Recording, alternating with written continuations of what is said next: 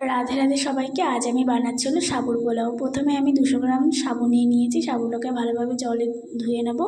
ধুয়ে নেওয়ার পর জলটা ছেঁকে আমরা আবার একটা ভালো জল দিয়ে কিছুক্ষণের জন্য ঢেকে নেব, প্রায় 1-2 ঘন্টার জন্য রেখে দিয়ে যখন সাবুটা একদম পুরো নরম হয়ে আসবে তখন আমরা সাবুটাকে রান্নার জন্য প্রস্তুত করব। তারপর আদা, গাজর আর ক্যাপসিকাম, টমেটো আমরা কেটে নেব, বানিয়ে নেব। তারপর দিয়ে তেলের মধ্যে তেল গরম করে আমি একটু ঘি দিয়েছি। ঘি দেওয়ার পর আলু আর গাজর দিয়ে ভালোভাবে নেড়ে চেড়ে নেব। একটুখানি লবণ দিয়ে দেবো যাতে তাড়াতাড়ি করে নরম হয়ে আসে সবজিটা। নরম হয়ে যাওয়ার পর ভালোভাবে নাড়তে হবে, নেড়ে ঢাকনা চাপা দিয়ে দেবো। লাল লাল করে ভেজে নিতে হবে। লাল লাল করে ভেজে নিলাম, পিঠ ও পিঠ ভালোভাবে নাড়তে হবে। এরপর দিয়ে দেবো ক্যাপসিকাম আর টমেটো।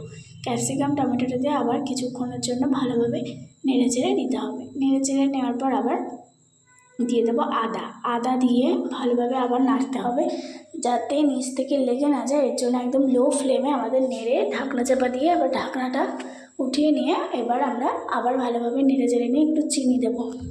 চিনিটা দিয়ে আবার কিছুক্ষণের জন্য নাড়তে হবে যাতে চিনিটা একদম শুকিয়ে যায়। চিনিটা তারপরে দিয়ে দেবো হলো এই বড় যে সাবুদানাটা আমরা ভিজিয়ে রেখেছিলাম, এই সাবুদানাটা দিয়ে আবার কিছুক্ষণের জন্য ভালোভাবে নাড়তে হবে, কারণ সাবু অনেকটা নিচ দিয়ে লেগে যায়।